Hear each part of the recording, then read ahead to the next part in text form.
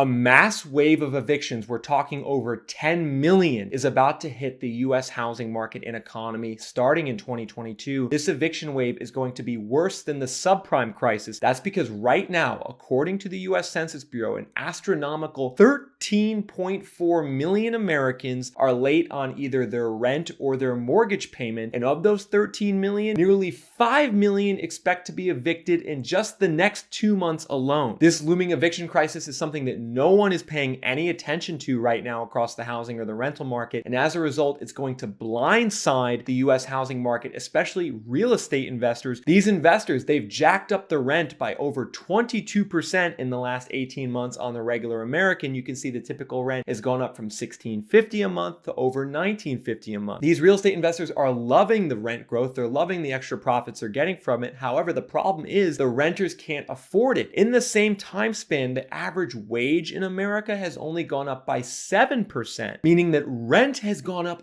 3 times faster than income and wages. This, of course, is not a sustainable situation, folks, because it means that regular Americans are having to spend more and more of their money on their rent with less and less money to spend elsewhere in the economy. The inevitable result is going to be a massive wave of lease defaults and evictions unlike anything the US housing market has ever seen. And you're all going to understand just how dire this situation is when you realize that the subprime crisis that led to the housing crash from 2007 to 2012 resulted in about 10 million foreclosures. It was about 10 million foreclosures that brought down the US housing market in the last crash. Well, today we have 13 million Americans who are late on their rent and mortgage payments, indicating potentially an even greater number of people that could get kicked out of their homes over the next several years as the US housing market heads into a crash and the US economy heads into a recession. I'm particularly concerned for the cities in red on this map. These are places where the cost of rent has grown significantly faster than local wages in the economy. The result is going to be that metros like Miami, Florida, Phoenix, Arizona, and Las Vegas, Nevada, among many others I'm going to talk about on this video, are most at risk of an eviction crisis housing crash that could actually already be underway because tenants across America are having difficulty paying their rent. Data from the National Multifamily Housing Council showed that by the end of 2021, only 92% of rent was collected in the month it was due. That was down from nearly 98% in the middle of 2019. Meanwhile, Progress Residential, the largest private landlord in America, revealed that in the first quarter of 2022, they only collected 87% of the rent in the month that it was due from their tenants, down from 96% prior to the pandemic. Now, here's what's interesting. Tenants are not paying their rent. Landlords are having difficulty collecting. However, we haven't seen yet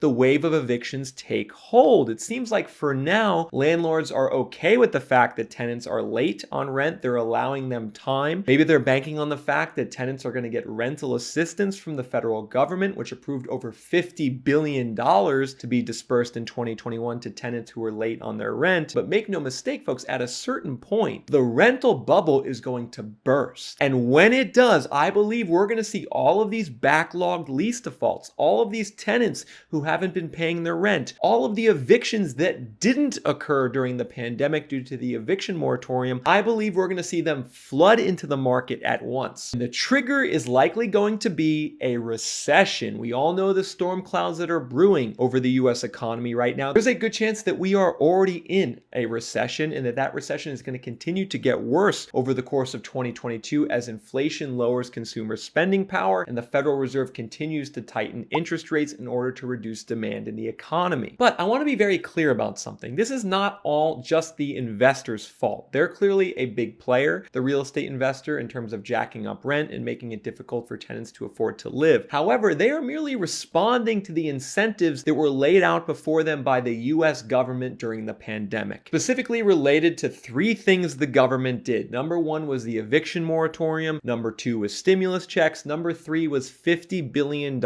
in renter assistance that went into the pockets of renters and landlords. All 3 of these policies were well-intentioned. They were meant to prevent people to get kicked out of their homes during the pandemic. However, they had a nasty side effect, and that was to constrain housing supply in America. People who would have normally been forced to move out of their home or apartment and consolidate and live with friends or family, they stayed in their apartment during the pandemic. That housing unit never became vacant for someone else to live in, and as a result, the available inventory on the market was suppressed and rents went way up. When investors saw that growth in rents, which is quite legitimately the most that we've ever seen in US history, they started licking their chops because they thought, oh wow, I can buy into this housing market and get a good return through the rent growth. But what these investors didn't think about, what they didn't realize, was that the US government was simply kicking the can down the road on the problems in the housing market. Like, absent of these government interventions, we would have already had a brutal eviction wave and foreclosure wave in the housing market during the pandemic in 2020 and 2021. That didn't happen, but that doesn't mean it won't ever happen. It means it's just going to happen in the future, later in 2022, later in 2023, especially now because rents have gone up so much. And just to illustrate how bad this situation is for renters right now and how squeezed they're getting on their rent, I'm going to do a rapid fire round where in the next 2 minutes, I walk you through 10 different housing markets where renters are extremely squeezed on their ability to afford rents and where I think we're going to have an eviction crisis. One such market would be Tampa, Florida, where right now the average worker needs to pay 50% of their earnings, which is about $50,000 a year, according to the BLS in Tampa, to their cost of rent, which totals about $25,000 a year. You can see that this is way up from the long-run historical average of 37% and indicates that renters in Tampa cannot afford it and evictions are coming. Adding on to this graph, you can see the blue line, Las Vegas, is in a very similar situation. The typical renter went from paying 36 to 37% of their wages to rent to now close to 50% of their wages to rent. Adding Phoenix onto this graph tells a similar story. Phoenix, the orange line, we can see renters are paying 43%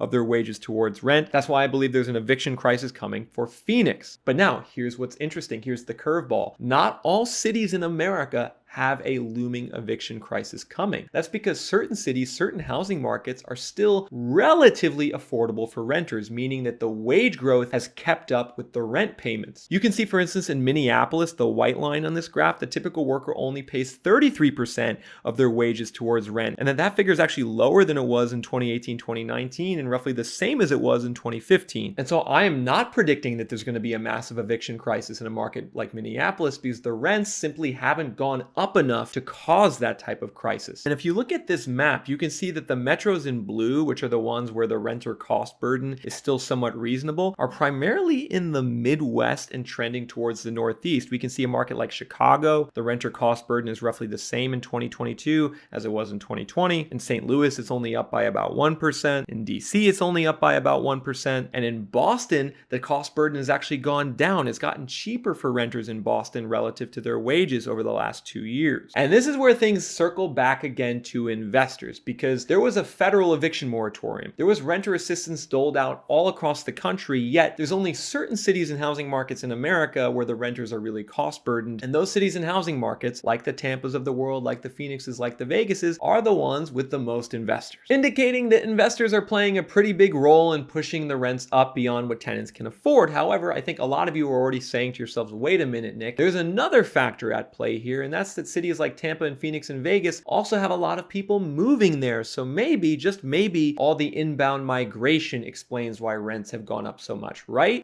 Wrong. We can see that migration levels into Phoenix actually went down in 2021 from 2020, and that the overall levels in the last couple years are much lower than they were in the mid-2000s during the last housing bubble in Phoenix. Meanwhile, in a housing market like Miami, another place where people claim so many people are moving there, well, in 2021, 33,000 more people left Miami than moved in, according to the US Census Bureau. So Miami actually lost people during the pandemic in 2021. And yet that decline in migration, that loss of people, has not stopped rents from going up in Miami. They're up by over 30% year over year. You have tons of examples like this of a real estate investor buying a property, this small 3-bedroom, 1-bath, that's 1,200 square feet. They buy it and then immediately turn around and try to rent it for a ridiculous price, like $3,500 a month. If there's enough investors all buying at once and trying to corner the market for a short period, they can influence the rent to go up more than it should based on the underlying fundamentals. And that's exactly what's happening in Miami right now, where, get this folks, the typical worker needs to spend 69% of their annual wages on rental costs. Just how high is that? Well, consider the fact that in San Francisco, the typical worker spends 50%